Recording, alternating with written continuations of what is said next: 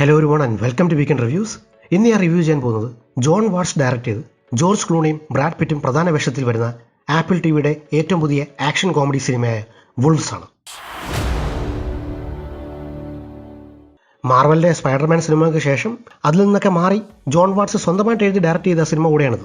ഈ ഫിലിം കണ്ടുകൊണ്ടിരുന്നപ്പോൾ മൊത്തത്തിലുള്ള ഒരു സെറ്റപ്പ് അല്ലെങ്കിൽ ഒരു യൂണിവേഴ്സൊക്കെ ഈ ജോൺ വിക്ക് യൂണിവേഴ്സുമായിട്ടൊരു സിമിലാരിറ്റി ഫീൽ ചെയ്തു. കാരണം ക്യാരക്ടേഴ്സിനെ അങ്ങനെയാണ് സെറ്റ് ചെയ്തിരിക്കുന്നത്. പക്ഷേ ഇവിടെ അസാസിൻസോ അല്ലെങ്കിൽ കില്ലേഴ്സ് ആയിട്ടൊന്നും അല്ല വരുന്നതെന്ന് മാത്രം. ജോർജ് ക്ലൂണിയുടെ ജാക്ക് എന്ന ക്യാരക്ടറിന്റെ പ്രത്യേകത എവിടെയെങ്കിലും ഒരു മർഡർ അല്ലെങ്കിൽ ഒരു ക്രൈം നടന്നാൽ അവിടെ എത്തി തന്നെ ഹയർ ചെയ്ത ക്ലയന്റിന്റെ ആവശ്യപ്രകാരം ആ മർഡർ സീനിൽ നിന്ന് എല്ലാ എവിഡൻസും വായിച്ചു കളയും, ബോഡി മറവ് ചെയ്യുന്ന ഉൾപ്പെടെ. ആ ഫീൽഡിൽ അയാൾ തന്നെയാണ് ബെസ്റ്റ് ഓഫ് ദി ബെസ്റ്റ്. അയാളുടെ അത്ര സ്കില്ലുള്ള മറ്റൊരാളില്ല എന്നാണ് അയാൾ വിശ്വസിച്ചിരുന്നത്. സോ ഒരു ക്രൈം നടക്കുമ്പോൾ തന്റെ ക്ലയന്റിന്റെ ആവശ്യപ്രകാരം തന്നെ ഏൽപ്പിച്ച ജോലി ചെയ്യാൻ അയാൾ ഒരു ഹോട്ടലിൽ എത്തുന്നു. പക്ഷേ കുറച്ച് കഴിയുമ്പോഴാണ് അതേ ജോലി ചെയ്യാൻ മറ്റൊരാളും എത്തുന്നു. അതാണ് ബ്രാഡ് പിറ്റിന്റെ ക്യാരക്ടർ. സോ ഇവർ തമ്മിലൊരു ക്ലാഷ് ഉണ്ടാകുന്നു. ആരാണ് ഇവരെ രണ്ടുപേരെയും ഒരേ കാര്യത്തിന് ഹയർ ചെയ്തതെന്ന് കൺഫ്യൂഷനും ഉണ്ടാകുന്നു. മരിച്ചെന്ന് കരുതിയ ആളും അന്ന് രാത്രി സംഭവിച്ച കാര്യങ്ങളും ഒരു ചെയിൻ ഓഫ് ഇവന്റ്സ് തുടങ്ങി വെക്കുന്നുണ്ട്. ആ സിറ്റുവേഷനിൽ അവർ പെട്ടുപോകുന്നു. ഒറ്റയ്ക്ക് മാത്രം ജോലി ചെയ്ത് ശീലിച്ച ഈ രണ്ടു പേർക്കും അങ്ങനെ ഒരുമിച്ച് വർക്ക് ചെയ്യേണ്ടി വരുന്നു ആ ഒരു കംപ്ലീറ്റ് സിറ്റുവേഷനിൽ നിന്ന് രക്ഷപ്പെടാൻ. ഇതാണ് ബേസിക് ആയിട്ടുള്ള പ്ലോട്ട്.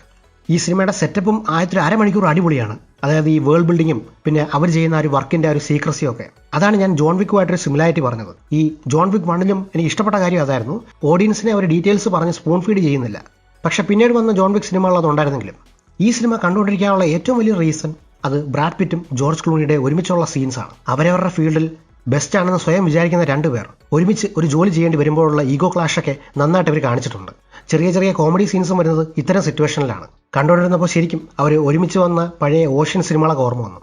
ഇത്രയും വർഷം കഴിഞ്ഞെങ്കിലും ആ ലെവൽ ഓഫ് സ്വാഗും ആറ്റിറ്റ്യൂഡും ഒക്കെ ഇപ്പോഴും രണ്ടുപേർക്കും ഉണ്ട്. ഈ സിനിമയിലെ ഫുൾ സംഭവങ്ങൾ നടക്കുന്നത് ന്യൂയോർക്ക് സിറ്റിയിലെ ഒരു രാത്രി കൊണ്ടാണ്. സോ ഔട്ട്ഡോർ ഉള്ള എല്ലാ സീൻസിലും നല്ല ലൈറ്റിങ്ങും ക്യാമറ വർക്കുമായിരുന്നു. എസ്പെഷ്യലി ഒരു കാർച്ചി സീക്വൻസ് ഉണ്ട്, അത് നല്ല രസമായിട്ട് എടുത്തിട്ടുണ്ട്. ലൈറ്റിങ്ങിലും മറ്റും ആ ഒരു ക്രിസ്മസ് വൈബ് ശരിക്കും കൊണ്ടുവരാൻ കഴിഞ്ഞിട്ടുണ്ട്. സിനിമയിൽ ഒരു ആക്ഷൻ സീൻ മാത്രമേ ഉള്ളൂ, അതും കംപ്ലീറ്റ് ആയിട്ടൊരു ഷൂട്ട് ഔട്ട് സീക്വൻസിലേക്ക് പോയിട്ടില്ല. പക്ഷേ ആ ഒരു ചെറിയ സീൻ നല്ലതായിരുന്നു. ഇവർ രണ്ടുപേരും വെറും ക്ലീനേഴ്സ് മാത്രമല്ല, ഏതൊരു അസാസിൻസിനെയും പോലെ സ്കിൽസ് ഉണ്ടെന്ന് ഇവിടെ കാണിക്കുന്നുണ്ട്. സിനിമ അല്പം ആൻറ്റി ക്ലൈമാറ്റിക് ആണ്.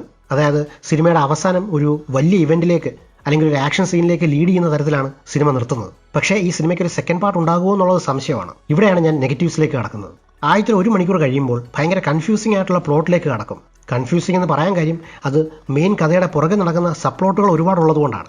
അതെല്ലാം ഡയലോഗ്സിലൂടെയാണ് നമുക്ക് പറഞ്ഞു തരുന്നത്. സോ ഈ ഡീറ്റെയിൽസ് എല്ലാം കുറച്ച് കഴിയുമ്പോൾ നമുക്ക് കൺഫ്യൂസിംഗ് ആയിട്ടും അല്ലെങ്കിൽ ഡ്രൈ ആയിട്ടും ഫീൽ ചെയ്യാൻ ചാൻസ് ഉണ്ട്. ഇവിടെയാണ് ഈ സിനിമ ബോറടിക്കുന്ന ലെവലിലേക്ക് എത്തുന്നത്. ഈ ബ്രാഡ് പിറ്റിന്റെയും ജോർജ് ക്ലൂണിയുടെയും ഒപ്പം ഒരു പ്രധാനപ്പെട്ട സപ്പോർട്ടർ റോളിൽ വരുന്നത് ഓസ്റ്റിൻ എബ്രഹാംസ് എന്ന ആക്ടറാണ്. സത്യം പറഞ്ഞാൽ പുള്ളിയുടെ ഒരു ക്യാരക്ടറിലൂടെയാണ് കഥ മുൻപോട്ട് പോകുന്നത് തന്നെ. പക്ഷേ സിനിമയുടെ ഏറ്റവും വലിയ നെഗറ്റീവുകളൊന്ന് പുള്ളിയുടെ ഒരു ക്യാരക്ടറാണ്. ഇപ്പോൾ മെയിൻ ക്യാരക്ടേഴ്സിന്റെ കൂടെ വരുന്ന അല്ലെങ്കിൽ കഥ മുൻപോട്ട് പോകുന്ന ചെറിയ ക്യാരക്ടേഴ്സ് നല്ലതായില്ലെങ്കിൽ അത് കഥയെ ബാധിക്കും. ഇവിടെ ഈ പുള്ളിയുടെ പെർഫോമൻസ് കാരണം സീൻസ് ഇങ്ങനെ ഡ്രാഗ് ചെയ്ത് പോകുന്ന പോലെ നമുക്ക് ഫീൽ ചെയ്യും. ഒരു മെയിൻ വില്ലൻ ഈ കഥയിലില്ല, അല്ലെങ്കിൽ അത്രയും ടെൻഷൻ ബിൽഡ് ചെയ്യുന്ന ഒരു നെഗറ്റീവ് ക്യാരക്ടർ ഇല്ല എന്നത് വലിയൊരു നെഗറ്റീവ് തന്നെയാണ്. മെയിൻ വില്ലന്മാരെ ഈ സെക്കൻഡ് പാർട്ടിൽ കാണിക്കാനാവും ഇങ്ങനെ ചെയ്യുന്നത്, പക്ഷേ അതത്ര ഏറ്റതുമില്ല. സോ ഓവറോൾ പറഞ്ഞാൽ ബ്രാഡ് പിറ്റിന്റെയും ജോർജ് ക്ലൂണിയുടെയും പെർഫോമൻസുകൾ മാറ്റി നിർത്തിയാൽ ജസ്റ്റ് ഒരു ആവറേജ് സിനിമ തന്നെയാണ് ദ വൂൾസ്. ഒരു ലോസ്റ്റ് ഓപ്പർച്യൂണിറ്റി എന്ന് വേണേൽ പറയാം. കുറച്ച് ആക്ഷൻ സീൻസും കോമഡി സീൻസും വർക്കൗട്ട് ആയിട്ടുണ്ട്. പക്ഷേ ഓവറാൾ ഓഡിയൻസിനെ കണക്ട് ചെയ്യുന്ന തരത്തിലുള്ള ഒരു പ്ലോട്ടോ അല്ലെങ്കിൽ ഇവന്റ്സോ അല്ല നടക്കുന്നത്. മെയിൻ നടന്മാരെ വെച്ച് ഡയറക്റ്റ് OTT റിലീസ് ചെയ്യുന്ന എല്ലാ റീസെന്റ് ആക്ഷൻ സിനിമകൾക്കും ഈ ഒരു പ്രോബ്ലം ഉണ്ടെന്ന് പറയാം. റീസെന്റ് ആയിട്ട് ഇറങ്ങിയ ദ യൂണിയനോ അല്ലെങ്കിൽ ഇൻസ്റ്റിഗേറ്റേഴ്സോ ഒക്കെ എടുത്താലും ഇതേ സെയിം പ്രോബ്ലം ഉണ്ട്. നല്ല പെർഫോമൻസ് കാണും, നല്ല കഥ കാണും, പക്ഷേ സ്ക്രീൻ പ്ലേയിൽ കംപ്ലീറ്റ്ലി അത് ഫ്ലോപ്പ് ആവും. സോ ഇതാണ് എൻ്റെ റിവ്യൂ ഓഫ് ദ വൂൾസ്. എൻ്റെ റിവ്യൂ ഇഷ്ടപ്പെട്ടെങ്കിൽ ദയവായി like and subscribe to weekend reviews. അടുത്ത തവണ പുതിയൊരു വീഡിയോ ആയിട്ട് വരാം. Thanks for watching.